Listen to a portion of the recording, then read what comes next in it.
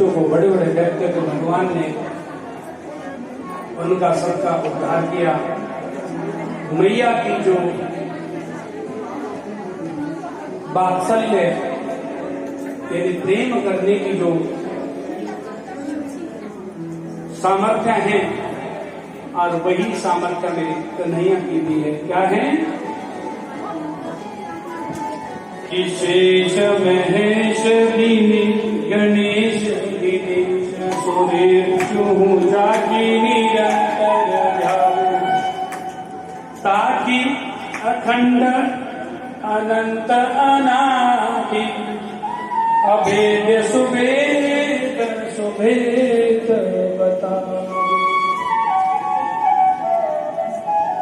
कि नारद से शुक्र पछियारी,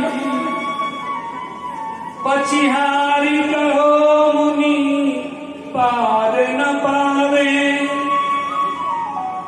ताई अहीर की छोहरिया छछिया बद छाछ पे नाच नचावे,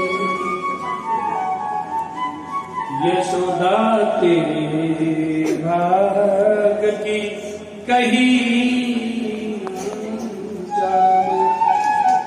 जिनसे काल का बाप भी डरता है।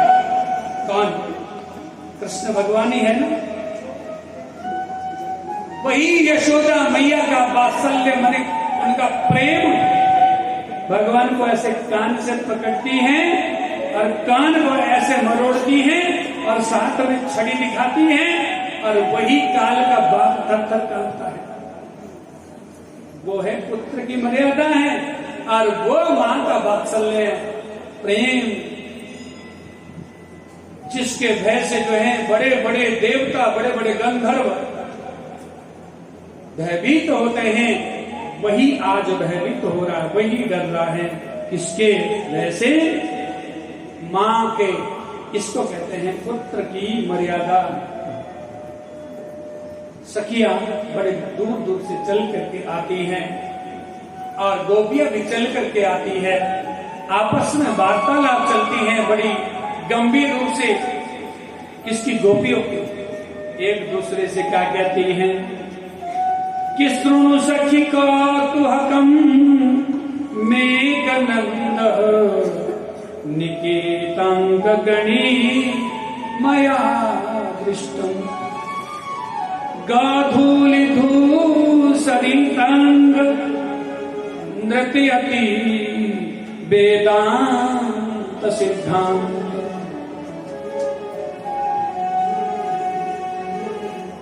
कि देखे बिना कहना जब मन नहीं माना, तो इन आंखों ने ब्रह्म पहचाना। कृष्ण पद कमलों में मन को लगाना, इन गोपियों का ताना ये बुलाना तो एक बहाना। कैसा कैसा बहाना बनाती है? किसके पास बना रही? अपनी सासू माओं के पास। कैसा कैसा? जरा सुनो ध्यान से, प्रेम से बोलो। एक बहू कहती है, मैया जी तुम कहती हो कि मटकी थोड़ी है, दूध की भी, दही की भी, माखन की भी, तो मैं तो उसको बता दूं थोड़ी किसने? ये बूढ़ी माताएं क्या कहती हैं, बेटा मुझे तो पता नहीं। बोले वो नंद का छोरा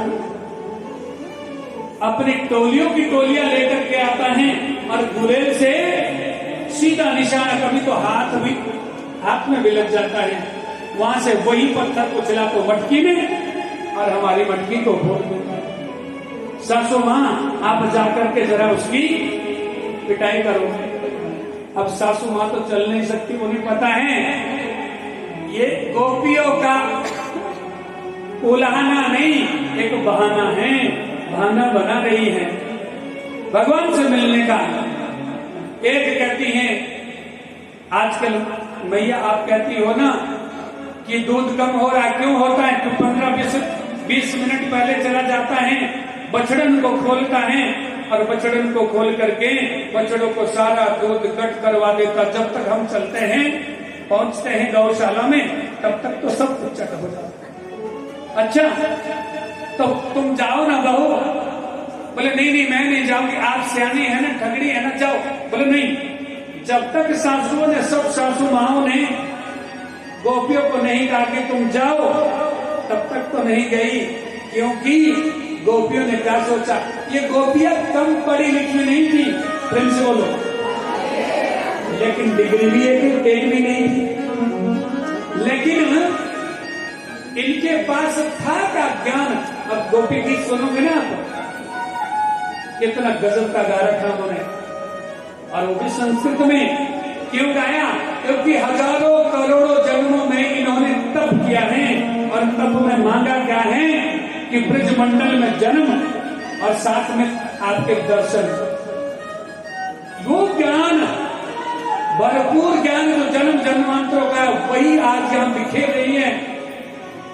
और यही नहीं, इतना ही नहीं सज्जनों, मक्खन जो है बंदरों को भी भगवान खिलाते हैं। क्यों खिलाते हैं? क्योंकि राम जन्म में सेवा जो की है, प्रेम से बोलो। और मटकी की तो महिमा ऐसी कि एक के ऊपर एक, एक के ऊपर एक, एक के ऊपर एक, एक के ऊपर एक, 14 लोग चढ़ते हैं। अब जरा ध्यान से सुनना, बड़ी विचित्र बात बोल रहा हूं। स्कंद पुराण के अनुसार, पद्म पुराण के अनुसार, तो जो नीचे नीचे था ना एक सखा, उसको महाराज छींक आ रही है और सोच रहे हैं तब जो है वो ऊपर वाला माखन उतारे तो मैं छींकू, लेकिन छींक तो नहीं रुकती। अब जैसे ही कन्हैया ने वहां हाथ डाला, हाथ अंदर डाला ही था माखन के, तब तक तो छींक। अब तो पहले गिरा कौन? जो पहले के ऊपर था वो गिरा, धड़ धड़ धड़ धड़ नीचे। अब सबकी सभा हुई, कालिंदी के तट पर पहुंचे। भैया ये छींका किसने? बोले छींका। अब तो महाराज सभी को भय लगता है। बोले जिसने भी छींका मुझे पता है। कृष्ण कह रहे हैं मधुमंगल का ये हाल होगा। हाँ जरूर। तो क्यों छींका? अब तो मैं पहुंची गया था ना वहां पे, इतनी मेहनत तुमने मिट्टी में मिला दी। अब आदेश कर दिया किसको? दाऊ भैया को। क्या कहा? रेशमी वस्त्र लो या लो आप, क्या रुई बड़ी बड़ी बत्तियां बनाओ। बोले बना दी, समझ लो बन गई। और बत्तियां बनी, दे महाराज सखा के छींक छींक छींक। कितनी छींके? 108 है। बोले अब जिंदगी में कभी नहीं छींकेगा। प्रेम से बोलो। तो कहावत क्या है? बोले चोरों को छींक कभी नहीं आनी चाहिए। प्रेम से बोलो। बड़ी बड़ी लीलाएं महाराज, कितनी लीलाओं का मैं वर्णन करने में सक्षम नहीं हूं। और अब तो गोपियां सारी बहाना बना करके, उल्हाना दे करके भगवान के घर तक पहुंच गई। अब तो यशोदा मैया के घर पर आकर के सब जमा हो गई। एक एक गोपी अपना अपना हाल बताती है। मेरे घर में ऐसा हुआ, मेरे घर में इसने ऐसा उधम मचाया, सब कह रही हैं। और भगवान क्या कह रहे हैं कि इनके पतियारो करे मैं कस करिए सहा, चोर नाम मेरो धरियो मेरो हो न देगी। मैया ये बोले, कहते हैं ये गोपियां ना, कृष्ण कहते हैं ये सब मेरे चक्कर में है कि मेरे साथ विवाह हो, कि मेरे साथ, तभी तो मुझको चोर घोषित कर रही है ताकि कोई कन्या विवाह ना करे। प्रेम से बोलो। पहले मैया के अक्कल में पत्थर डाले जा रहे हैं।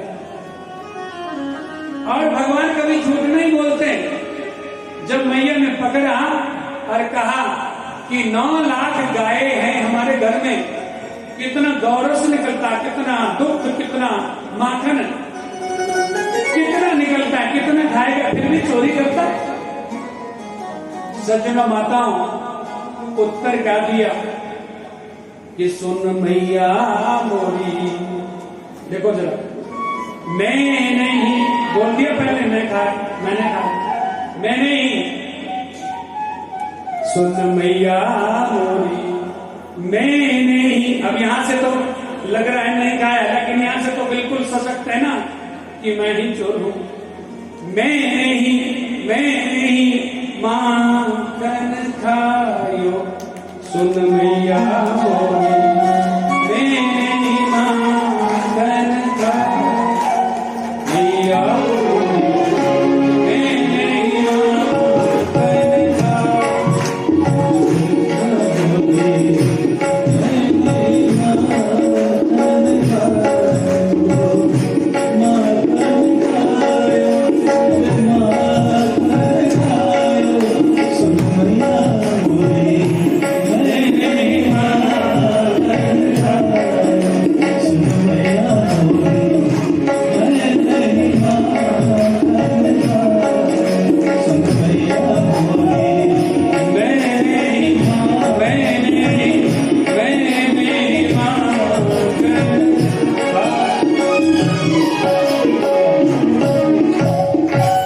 बता दिया।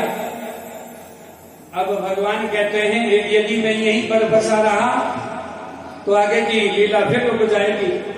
अब कहां बढ़े? यमुना जी पर। किसको लेके? सखाओ को। और किसको नहीं लेके? दाऊ दयाल भैया को नहीं लेके, बलराम जी को। क्यों? क्योंकि वहां कालिया जो रहता है किसमें? यमुना जी में। तो कालिया तो उनके वंश का है ना, किसके? बलराम जी के, शेषनाग जी के। तो कहीं जो लीला करूंगा वो नहीं कर पाऊंगा भैया के सामने। चुपके चुपके निकले, किसके? बाल सखाओं के साथ। और क्या किया कि रमन रेती लेतियो नहीं कियो न यमुना पान, रे मन तो समझियो नहीं ब्रज को तप महान। रमन रेती एक स्थान पड़ता ब्रज में। वहां पर जब आप जाते हैं ना तो वहां मिट्टी का घर भी बनाना, साथ में उस मिट्टी में लोट वोट भी होना, कपड़ा एक भी खराब नहीं होगा। प्रेम से बोलो। और थोड़ी वहां की मिट्टी भी चाट के आना। और कुछ जो है वहां मिट्टी भी मिलती है घाट पर, उसको भी घर लेके आना।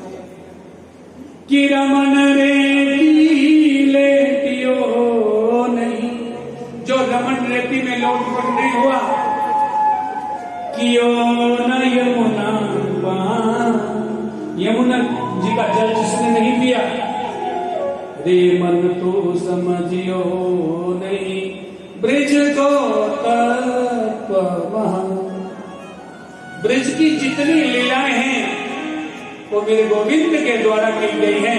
एक एक घाट, एक एक स्थान इतना अद्भुत है वहां का दर्शन, इतना अद्भुत कि जिसका कोई ठिकाना नहीं है। और जब ब्रजमंडल में जाओगे तो वो अपनाता जरूर है, सहारा जरूर देता है, ये विश्वास करना।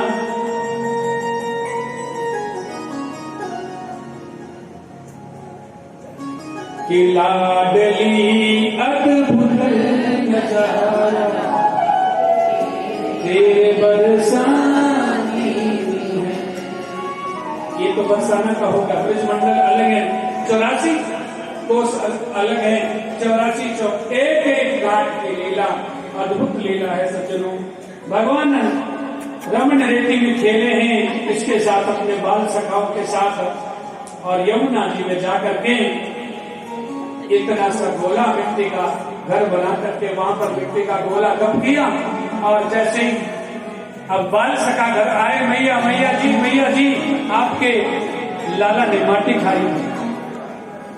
और माटी जब खाई तो अब तो भगवान कहते हैं मैया जी मैंने तो माटी नहीं खाई, लेकिन तुमने दर्शन करने हैं तो मेरे मुखमंडल के दर्शन करो, मेरा मुख खोलो। जैसे ही मुख खोला, ब्रह्मांड के अंदर 14 प्रकार के लोग हैं, 14 प्रकार के लोग भगवान के श्री मुखमंडल में दिखाई दे रहे हैं। और इसी 14 प्रकार के लोग में हमारा मृत्यु लोक भी है, यही भी दिखाई दे रहा है।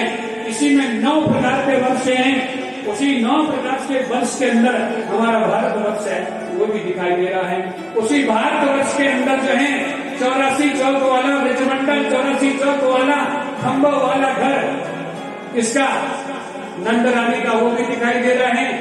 छड़ी भी दिखाई दे रही है और कान से भगवान को पकड़ रखा, वो भी दिखाई दे रहा है। सब कुछ जब दिखाई दिया तो मैया कहती है कनुआ कनुआ ये क्या हो गया। भगवान कहते हैं मैया 7 साल के बाद ऐसा ही होता। प्रेम से बोले मैंने सब कुछ देखा, तू साधारण बालक नहीं है। बोले मैया तू सठिया गई, क्या देखा तुमने। भगवान ने सोचा यदि मैं अभी प्रकट हो जाऊं मैया के सामने तो कहीं बंद करके ना रख देंगे। वह इस बात का था, लीलाएं तो प्रभु ने अनेक प्रकार की है। और इसके बाद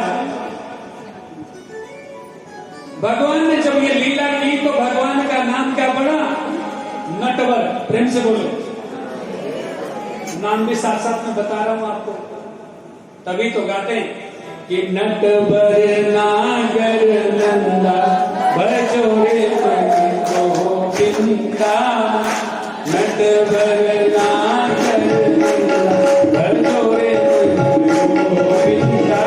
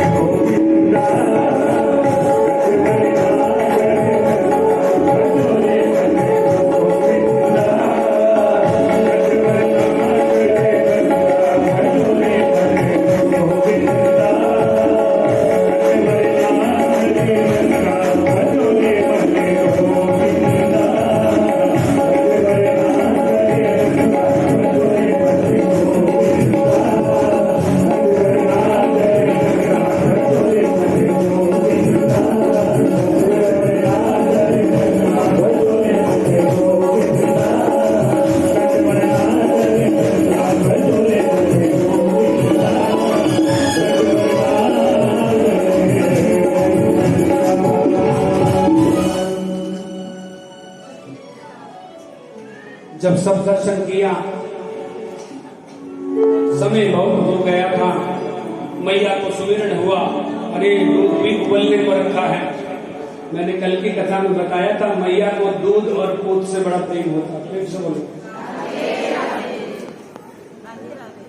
मलाई के चक्कर में, माखन के चक्कर में, चाय में भी माताएं ज्यादा दूध नहीं डालने देती।